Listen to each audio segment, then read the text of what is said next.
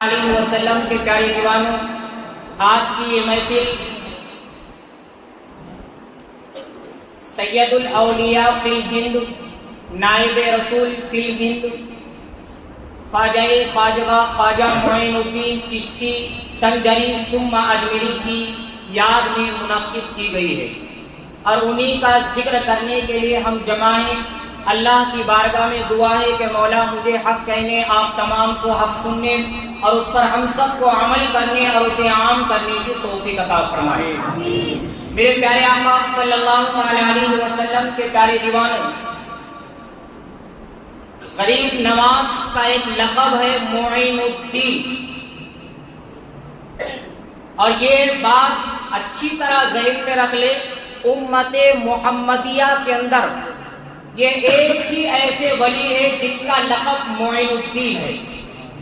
بالاتفاق پوری امت نے ان کو معین الدین کہا ہے۔ یہ ایک ہی تنہا ایسے ولی ہے جن کا لقب معین الدین ہے۔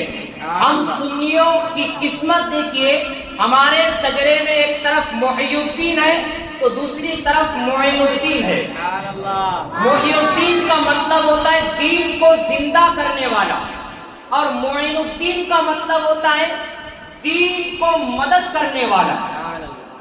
آج لوگ ہم سے پوچھتے ہیں مردوں کو زندہ کیسے کیا جاتا؟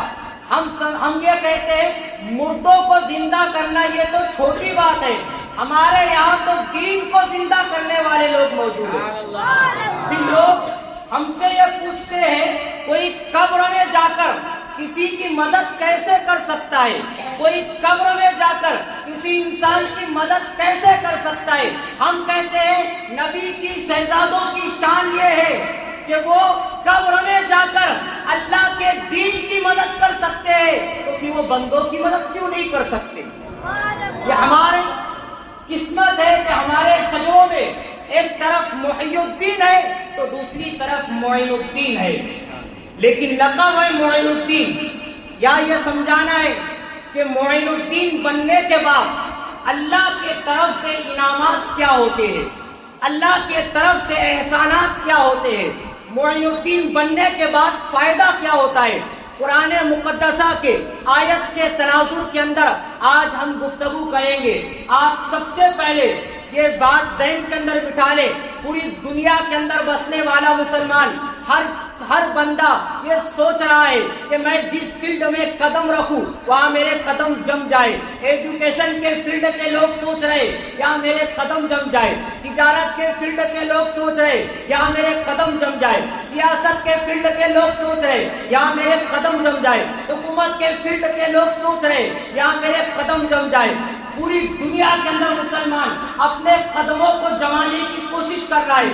قدم کو جمانا سمجھتے ہیں یعنی کہ اتنی ترقی اور اتنا عروج مل جائے کہ کامیابی اس کے قدم چومتے ہوئے نظر آئے، اس کو کہتے ہیں قدم جمانا۔ یعنی کہ آج اگر کوئی تجارت میں عروج پا لیا تو لوگ کہتے ہیں کہ فلاں تجارت میں اتنا عروج پا گیا کہ تجارت میں اس کے قدم جم گئے، سیاست میں اتنا عروج پا گیا کہ سیاست میں اس کے قدم جم گئے۔ یعنی پوری دنیا کے اندر بسنے والا مسلمان اپنے قدموں کو جمانا چاہ رہا ہے، اپنے قدموں کو جمانا چاہ رہے ہیں، لیکن کیا وجہ ہے کہ قدم جم نہیں پا رہے ہیں؟ ایک بات اچھی طرح یاد رکھے، ان تنصر اللہ، اگر تم اللہ کے دین کی مدد کرو گے تو ینصرکم، اللہ تمہاری مدد کرے گا، اللہ تمہاری مدد کرے گا۔ لیکن میں آپ سے پوچھنا چاہتا، جو انسان قدم کو جمانا چاہ رہے لیکن وہ در در کی ٹھوکر کھاتا ہوا نظر آ رہا ہے، آج بھیک کے کٹورے ہاتھ میں لے کر مسلمان دروازے پر بھیک مانگتا ہوا نظر آ رہا ہے، آج مسلمان دنیا کے اندر ذلیل ہوتا ہوا نظر آ رہا ہے، آج مسلمان عزت کا متلاشی ہے۔ کیا وجہ ہے کہ مسلمان کی عزت نہیں ہو پا رہی ہے؟ کسی مفکر نے کہا تھا آج مسلمان پٹ رہے ہیں، آج دنیا کے اندر مسلمان پیٹے جا رہے ہیں اس لیے کہ وہ مسلمان ہے، لیکن مرنے کے بعد قبروں میں اس لیے پیٹے جائیں گے کہ وہ مسلمان نہیں تھے، وہ مسلمان نہیں تھے اس لیے پیٹے جائیں گے۔ میں آپ سے پوچھنا چاہتا، ہم مسلمان تو بن گئے، کیا ایسا مسلمان بن گئے جیسے غریب نواز دیکھنا چاہتے تھے؟ ہم مسلمان تو بن گئے، کیا ایسے مسلمان بن گئے جیسے ہمارے نبی نے صحابہ کو بنایا تھا؟ نہیں، ہم صرف نام کے مسلمان رہے گئے۔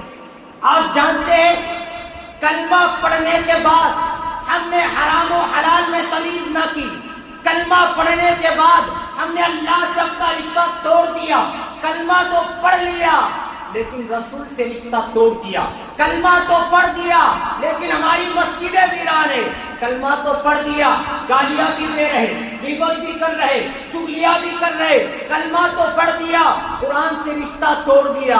آپ اندازہ کریں، قرآن صرف رمضان کے وقت میں ہمارے ہاتھوں میں نظر آ رہا ہے لیکن پورا 11 مہینے اس پہ اس قدر ہم نے اس کے ساتھ نا اتفاقی کی کہ 11 مہینے اس پہ دھول جمتی رہی۔ دنیا کے انسان کی لکھی ہوئی کتاب پڑھنے کے لیے ٹائم ہے لیکن خدا کی کتاب پڑھنے کے لیے ٹائم نہیں ہے۔ ہم نے اللہ کے ساتھ بغاوت کی، اللہ کی قرآن کتاب کے ساتھ بغاوت کی۔ میں آپ سے پوچھنا چاہتا، آج جو دنیا کے اندر مسلمان ذلیل ہو رہا ہے اس کا سبب یہی ہے۔ آج پوری دنیا کے اندر مسلمان عزت کا متلاشی ہے، اس کا سبب یہی ہے۔ آج پوری دنیا کے اندر مسلمان اپنے قدموں کو جمانا چاہ رہے لیکن قدم نہیں جم پا رہے۔ وجہ یہ کہ قدم اسی وقت جمیں گے جب آسمان سے اللہ کی نصرت نازل ہوگی، جب آسمان سے اللہ کی مدد آئے گی، اسی وقت انسان کے قدم جم سکتے ہیں۔ اللہ نے فرمایا ان تنصروا اللہ ینصرکم ویثبت اقدامکم، کہ تم اللہ کے دین کی مدد کرو، اللہ تمہاری مدد کرے گا۔ سبحان اللہ۔ ویثبت اقدامکم، اور تمہارے قدموں کو اللہ جما دے گا۔ آپ نے نہیں دیکھا 40 فقیروں کی ٹولی کے ساتھ ایک مرد کلندر 52 سال کی عمر میں ہندوستان کی سرزمین پر قدم رکھتا ہے؟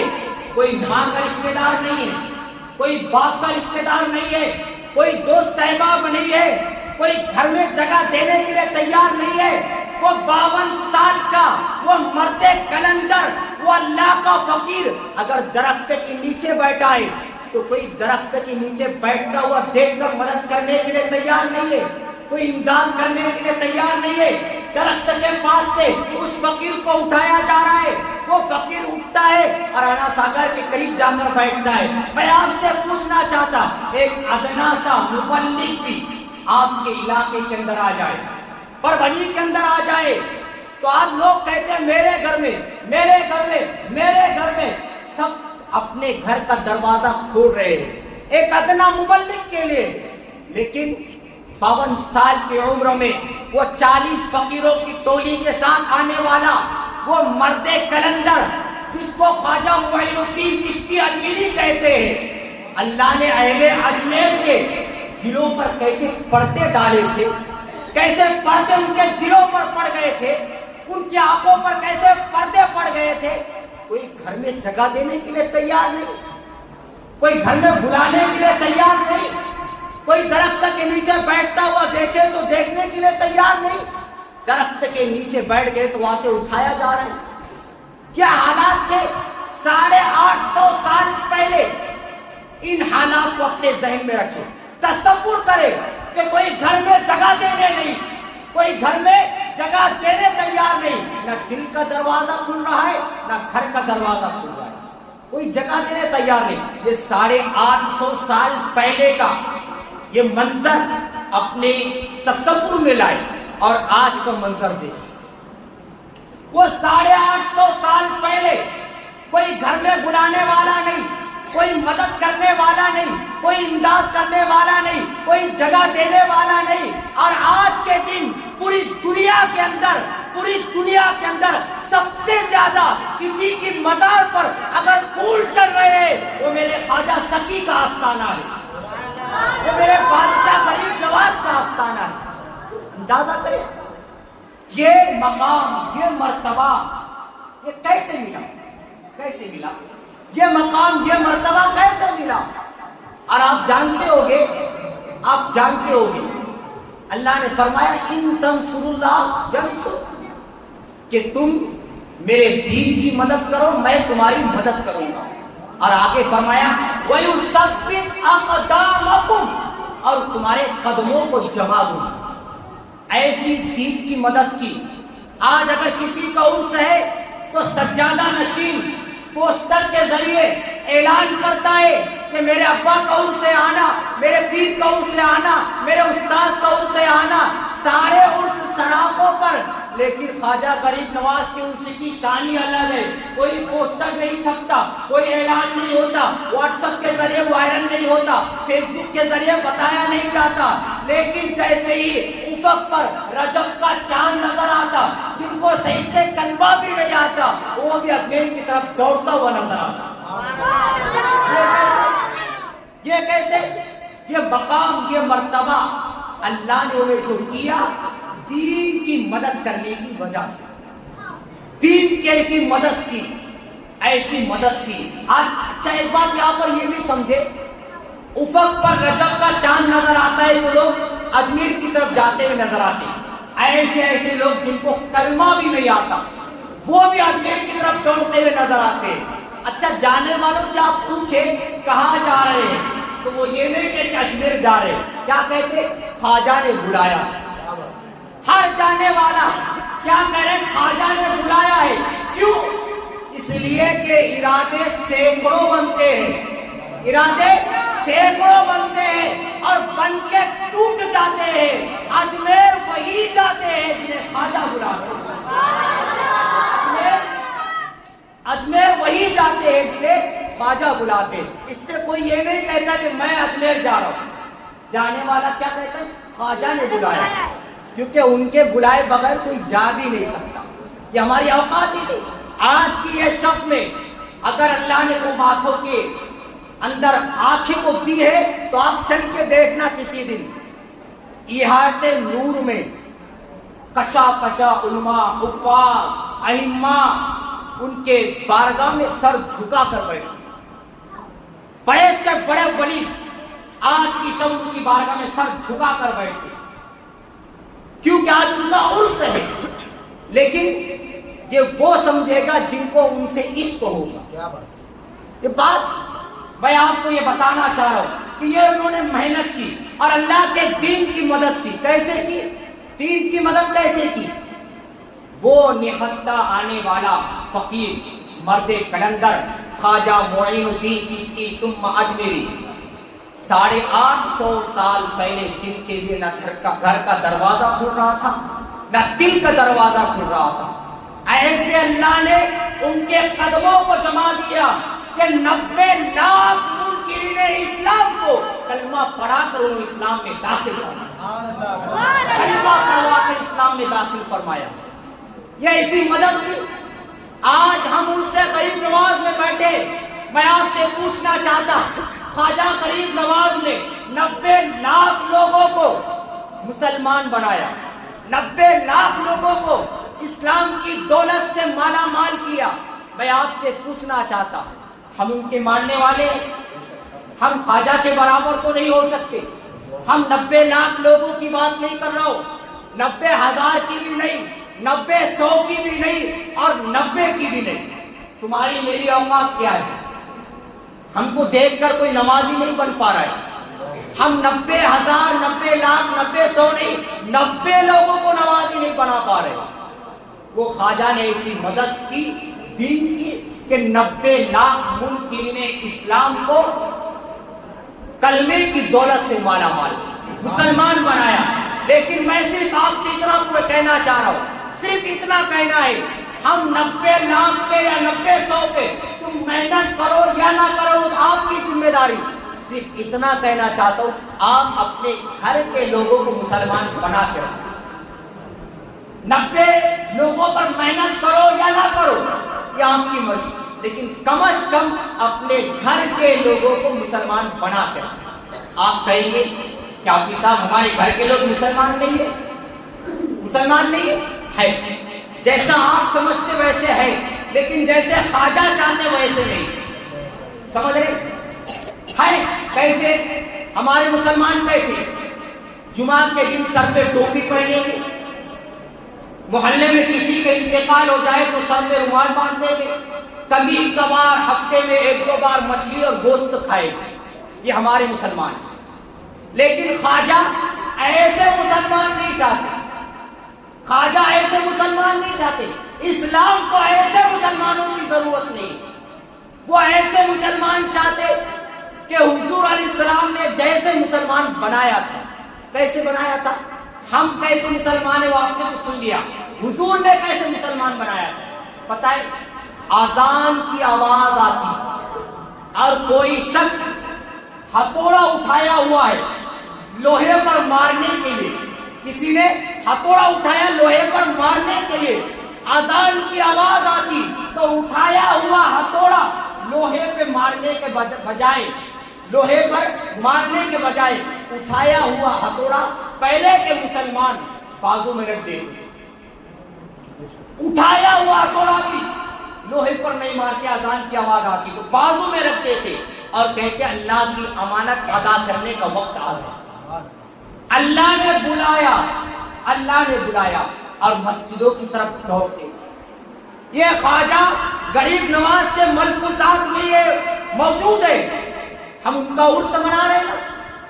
مجھے بتائیں کیا غریب نواز جیسے مسلمان پہلے تھے ویسا دیکھنا چاہ رہے، کیا ہم ایسے بن گئے؟ کیا کوئی اذان کی آواز ہمیں مسجدوں تک لاتی ہے؟ کیا کرکٹ کا میدان سے ہم چھوڑ کر اللہ کی یاد میں اس کی امانت کو ادا کرنے کے لیے پہنچ جاتے؟ نہیں، ہم ابھی ایسے مسلمان نہیں بنے، ہم عرس ادا کر رہے ہیں لیکن وہ ایسے مسلمان نہیں بنے۔ برا لگے تو معذرت چاہ رہا ہوں، لیکن میں آپ سے صرف اتنا چاہتا ہوں کہ اگر تم چاہ رہے کہ غریب نواز کے فیوز و برکات سے مالا مال ہو جائے تو ان کے ملفوظات ایسے، وہ کہتے ہیں ایسے مسلمان بنو کہ اذان کی آواز پھر میدان چھوڑنے پر مجبور کر دے، گھر چھوڑنے پر مجبور کر دے، ہمیں کوئی بے چینی بے قراری محسوس نہیں، اذان سنتے بے چینی نہیں ہوتی، بے قراری نہیں ہوتی کہ اللہ کی امانت کو ادا کروں، نہیں، بالکل نہیں ہوتی۔ معاذ اللہ حالات ایسے ہو گئے مسلمانوں کے، اذان کے اوقات میں اگر ٹی وی چالو ہے تو بند کرنے کی بھی توفیق نہیں ہوگی، لوگ آواز کم کر دیں گے، بس دیکھتے ہیں لیکن آواز کم کرتے ہیں، اندازہ حالات کیا ہوگا۔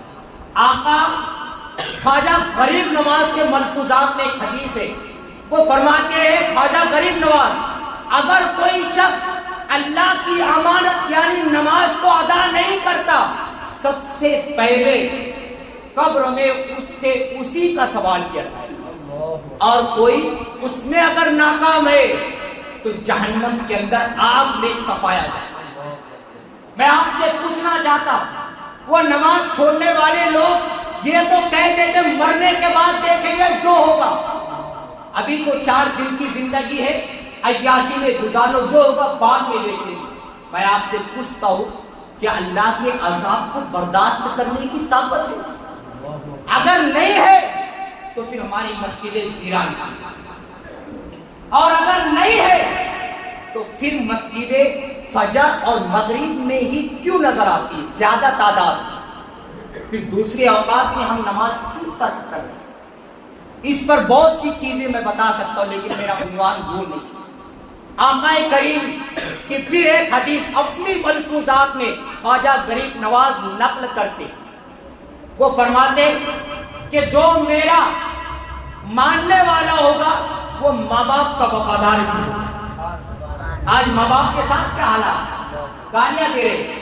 خواجہ غریب نواز فرماتے اگر کسی نے ماں باپ کو خوشی کی نظر سے ایک بار دیکھ لیا اللہ اس کو مقبول حج کا ثواب عطا فرما۔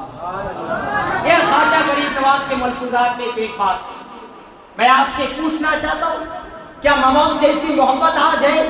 ماں باپ کو گالیاں دی جا رہی ہیں، وہ ماں باپ جو بچپن میں بہت اچھے لگتے تھے، جوانی میں شادی ہو گئی، خوبصورت جوان لڑکی مل گئی تو آپ کو ماں باپ کے چہرے پر جھلیاں نظر آ رہی ہیں، اب ان سے نفرت ہو رہی ہے، اب دعائیں کر رہے لوگ کہ بیمار بہت ہے اللہ ان کو جلدی سے اٹھا دو۔ یہ حالات بن گئے، یہ حالات ہے آج۔ میں آپ سے پوچھنا چاہتا جو لوگ یہ دعائیں کر رہے آپ کو پتا نہیں آپ کتنی عظیم نعمت کو کھونے کی دعا کر رہے ہیں۔ جن کے ماں باپ نہیں ہے ان کو پوچھو ماں باپ کس چیز کا نام ہے۔ ایک واقعہ آپ کو بتاؤ یا شاید ماں باپ کا مرتبہ سمجھ میں آ جائے۔ خواجہ غریب نواز کی بارگاہ میں اس واقعے کو خواجہ قطب الدین بختیار کاکی فرماتے، روایت کر رہے کہ میں اپنے پیر و مرشد کے پاس تھا، خواجہ غریب نواز کے پاس۔ میرے خواجہ نے، میرے پیر و مرشد نے مجھ سے ایک شخص کا حال بیان کیا کہ ایک شخص ایسا تھا جو بہت بڑا گنہگار تھا، پاپی تھا، جواری تھا، نکما تھا، عیاش تھا، بہت بڑا پاپی تھا، اتنا بڑا مجرم تھا کہ ایسا لگتا تھا مرا تو سیدھا جہنم میں جائے گا۔ اتنا بڑا عیاش، پاپی، گنہگار، مجرم، بے باک، اتنا بڑا تھا۔ لیکن خواجہ قطب الدین بختیار کاکی فرماتے کہ میرے پیر و مرشد کہتے جب اس کا انتقال ہوا، اس شخص کا، گنہگار کا جب انتقال ہوا، بعد انتقال نعرہ تکبیر، کھڑے ہو جائیں، نعرہ تکبیر،